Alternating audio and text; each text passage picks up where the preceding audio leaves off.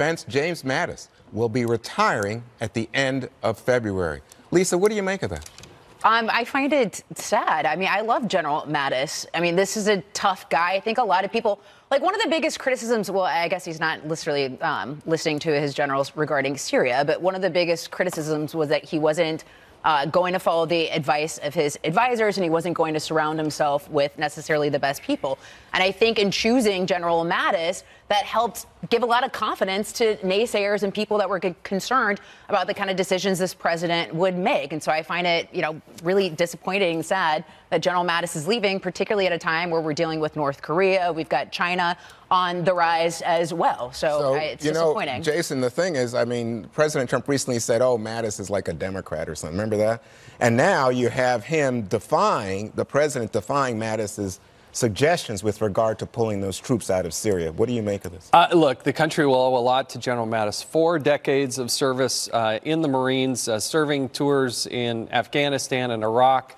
He'll be remembered for a long and storied career. If there's one great pick that I think the president made early on in his cabinet, it was General Mattis. I think on both sides of the aisle, so much respect for this man and what he's done.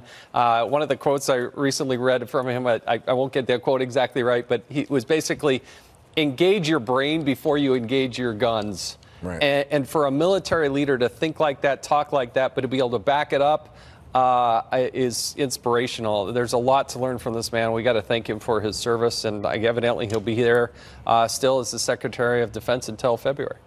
General Perino, what do you think? No, I'm no general at all. I cannot hold a candle to him. I think that you saw that the Pentagon actually worked very well, was run very well for the last 2 years. And General Mattis was able to fulfill President Trump's direction when he asked for troops to go to the border for support down there. And he did that and really pushed back on media criticism, or I shouldn't say just media, but Democratic criticism. And he was willing to do that. And he really went to the mat for the president. But now I think that the White House is going to have, once again, a big nomination fight on their hands. I don't say fight, but it'll just be an issue, right? It'll take up because they have now the AG at Department of Justice and DOD. But I would say something about this move. This has been rumored for a while. And the demise of Jim Mattis had been rumored. Like, you could report it every week. Somebody said he was going to be out the door.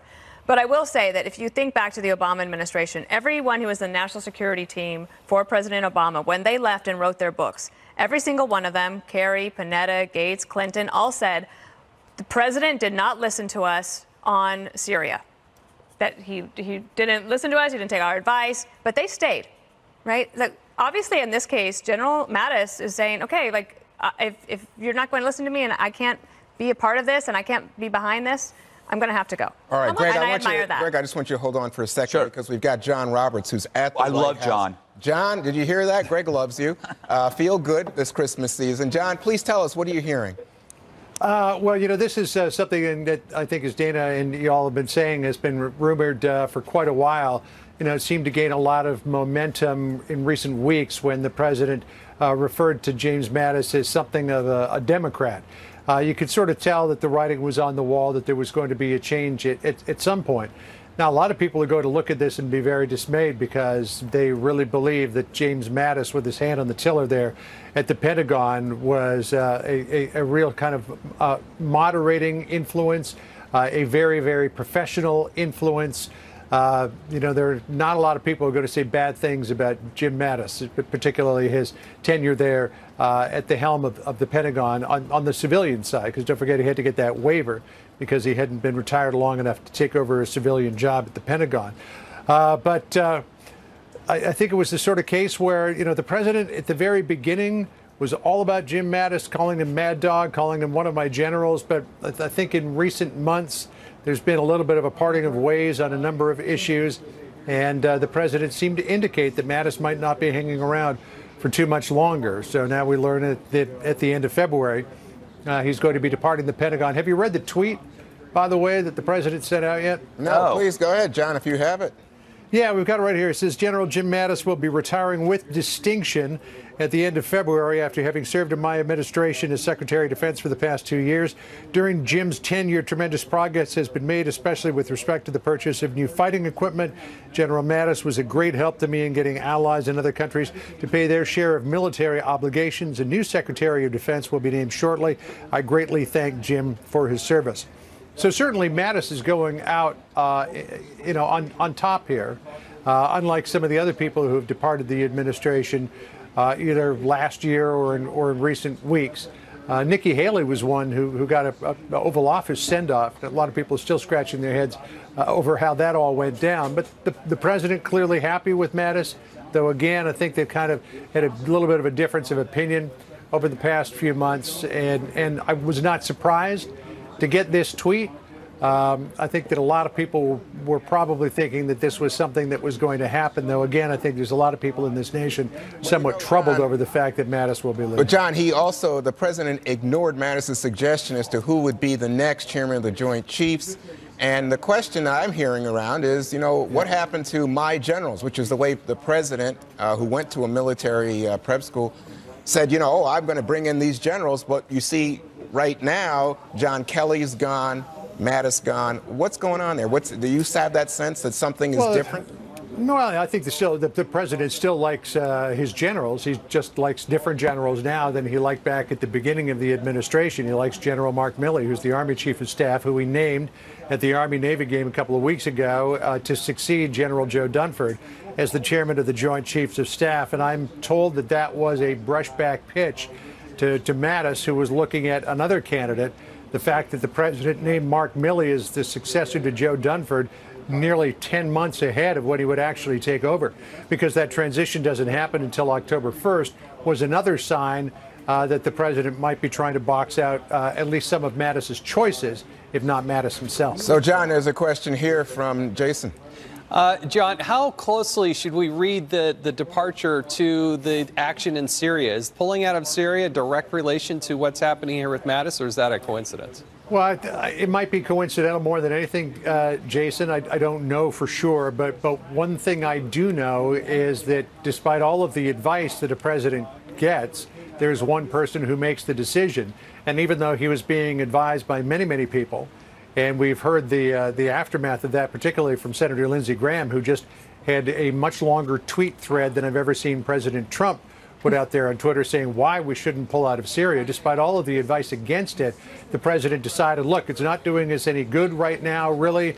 This crescent of influence that Iran was trying to establish from Iran all the way through to the Mediterranean has been accomplished.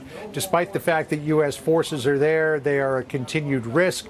And they're not really making that much of a difference on the ground in terms of Iran's influence, Russia's influence, and what's going on with Bashar al-Assad. So you might as well pull them out. But that decision was made literally against the advice of almost everyone that the president consulted about it. John Roberts at the White House. Thank you, John. Now we go from the White House to the Pentagon and Jennifer Griffin. Jennifer. Juan, we have just received a letter, a two-page letter signed by Secretary Mattis to the president, dated today, December 20th, in which he describes the reasons for why he is retiring as the 26th Defense Secretary. I'll read the key paragraph here. The news, of course, was broken in a tweet from the president. But Secretary Mattis says here, because you have the right to have a Secretary of Defense whose views are better aligned with yours on these and other subjects. He's referring to the issue of alliances and the U.S. role in the world and the role of the U.S. military in the world. I believe it is right for me to step down from my position. The end date for my tenure is February 28th, 2019, a date that should allow sufficient time for a successor to be nominated and confirmed, as well as to make sure the department's interests are properly articulated and protected at upcoming events, to include conclude, and he goes on. The point here is, Juan, that this was not something that Secretary Mattis did lightly. I had been told by sources here in the Pentagon, amidst the rumors that Mattis was leaving during the past year, that he would not leave unless he was pushed out. This was not a decision he takes lightly. He clearly has been at odds with the president over a number of issues, especially if you look in the last few days, the issue of pulling all U.S. troops out of Syria. That is something that Mattis opposed. That is something that all of the top leaders here in the Pentagon, as well as the U.S. Central Command generals, opposed.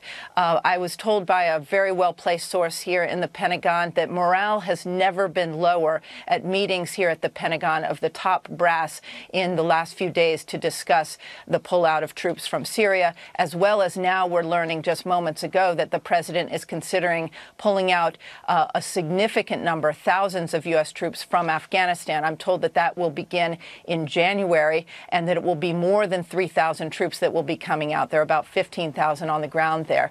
But Mattis's influence has waned in recent months. We have seen that. We've seen him spend less time with the president. And you heard the president himself undermine Secretary Mattis when he, in that interview with 60 Minutes, said that he was a Democrat. That was the first sign that things were really very tense. And then there was the decision by Chief of Staff John Kelly to leave his position.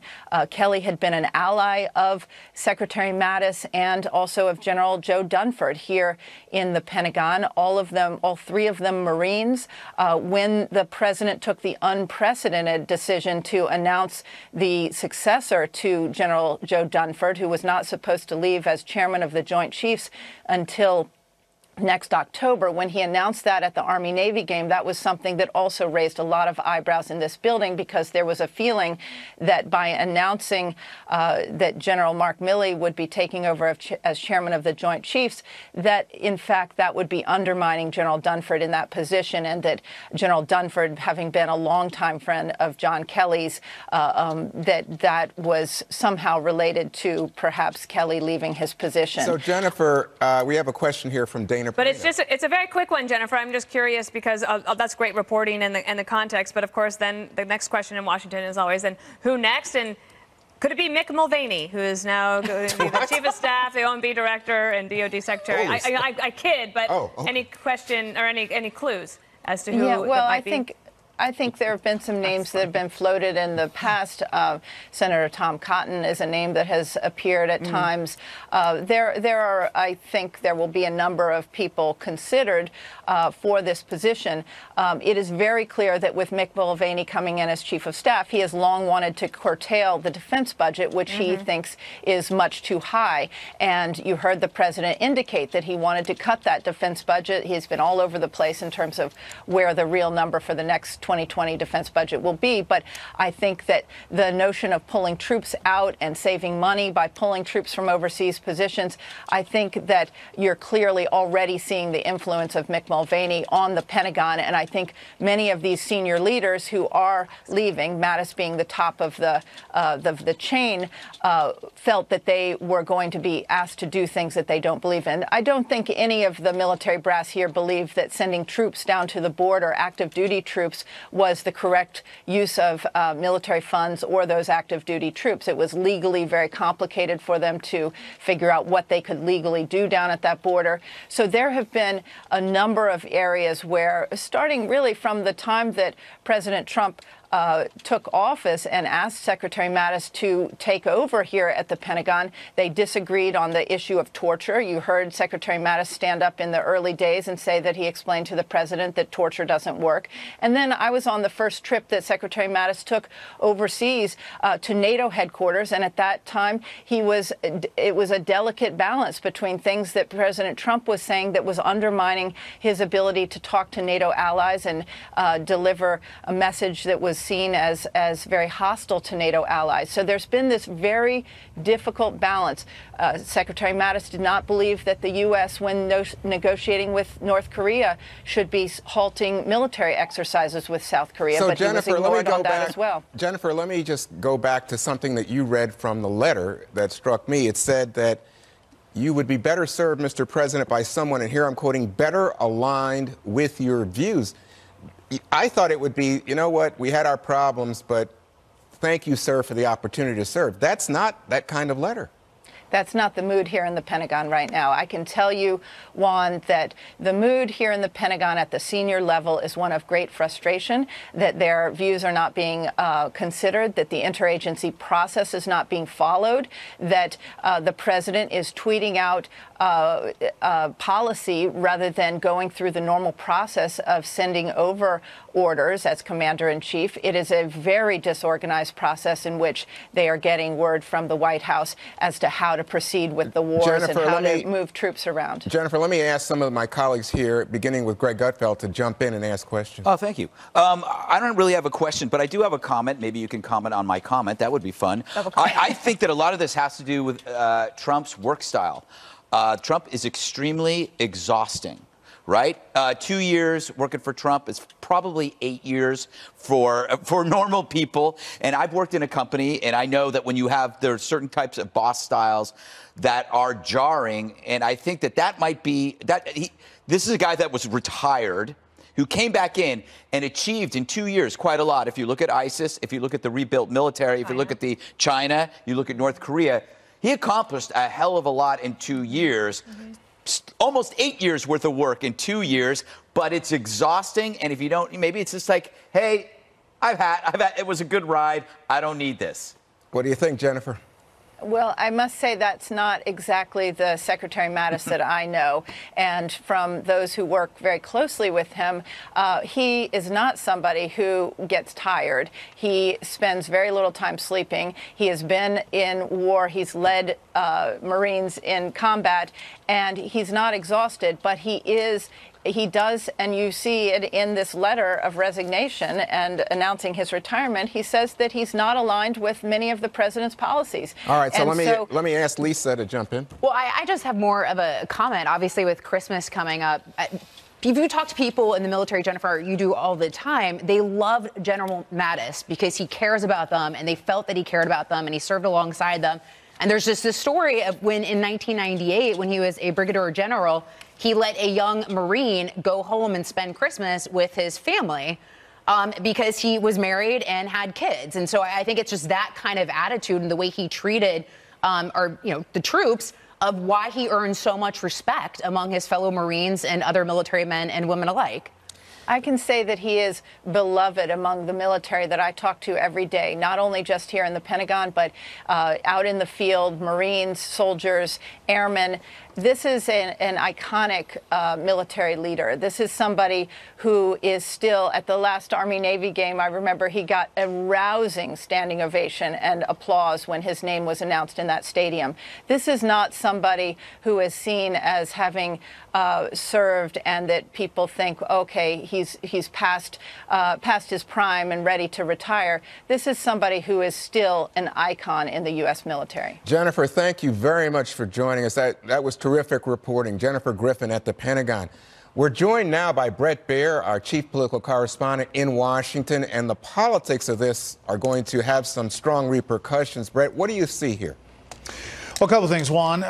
This, like the Syria announcement about troop drawdown, came as a surprise to allies. They are just starting to get this word via Twitter and other places.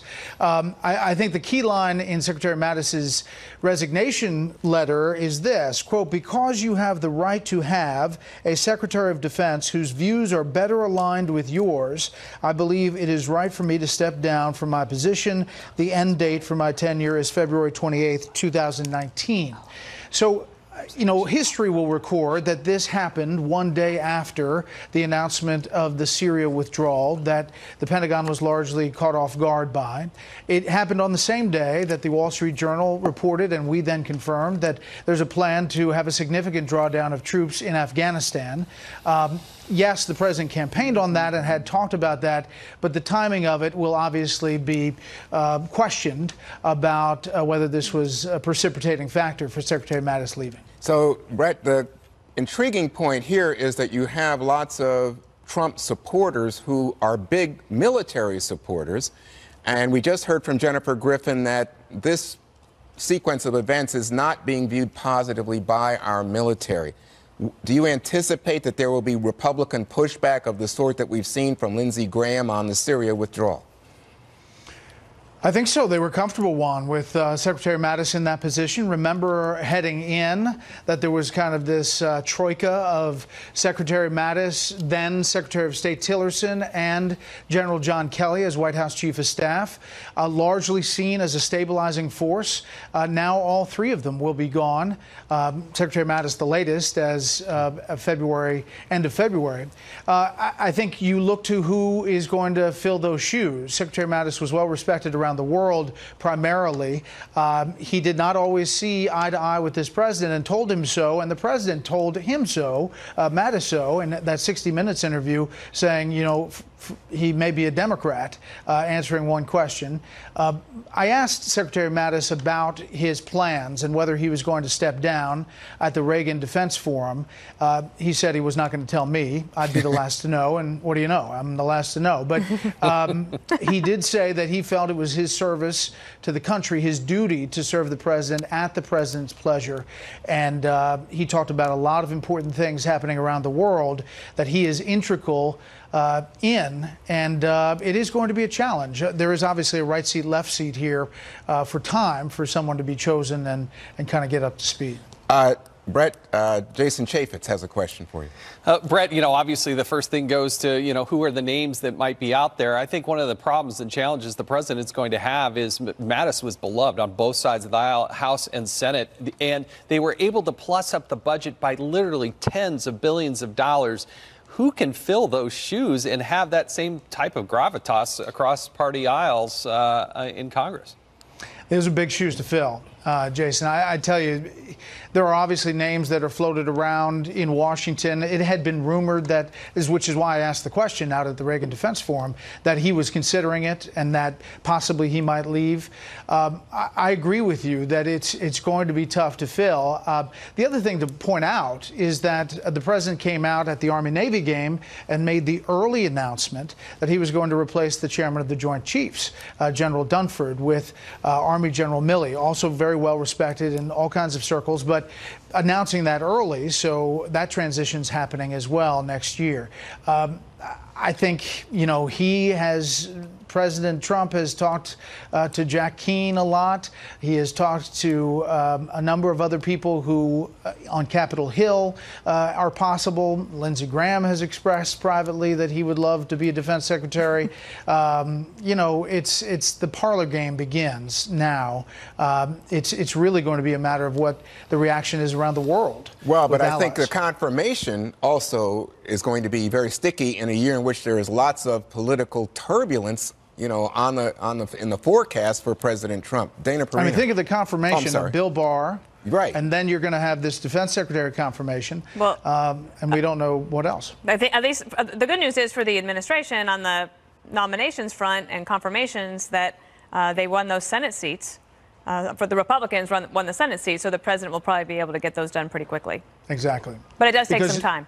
Yeah, and not only that, but I mean, they've also changed a couple of those Republican seats that may have been no votes or maybe votes, and they're much more aligned with the president. Also, Brett, do you hear that there are other cabinet resignations coming soon, or firings, or whatever we're calling these?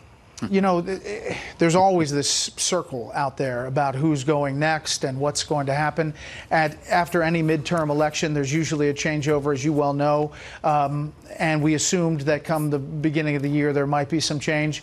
I talked to Interior Secretary Ryan Zinke. We're not going to run that tonight because there's just a little breaking news. We'll run that tomorrow, but that position will be open as well. Brett, thanks so much. Again, we really appreciate the political perspective on this. There's more information now coming from the White House. John Roberts is there with the latest. John? You know, I think, too, Brett was reading from that letter that Secretary Mattis submitted to the president, and some of the key elements of that in terms of having the right to have a secretary whose views are better aligned with yours. If we look at some of the other paragraphs in this letter, we get an idea of where those views may have been divergent. when Secretary Mattis writes, "One core belief I have always held is that our strength as a nation is inextricably linked to the strength of our unique and comprehensive system of alliances and partnerships.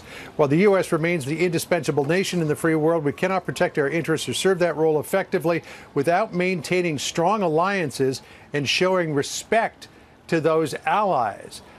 President Trump has been very critical of a number of our allies, Germany in particular, in his dealings with NATO countries, browbeating them to come up to their commitment of 2% for NATO, but more so than that, sometimes being somewhat denigrating to some of our allies. Also, Mattis writes, quote, "Similarly, I believe we must be resolute and unambiguous in our approach to those countries whose strategic interests are increasingly in tension with ours. It is clear that China and Russia, for example, want to shape a world consistent with their authoritarian model, gaining veto authority over other nations' economic, diplomatic, and security decisions to promote their interests at the expense of their neighbors." Now, here's another area of divergence, because many people believe that President Trump has not been tough enough on Russia, particularly on this issue of Crimea, though President Trump will be the first one to tell you he's been tougher on Russia than any other president when it comes to expulsion of diplomats, sanctions, etc.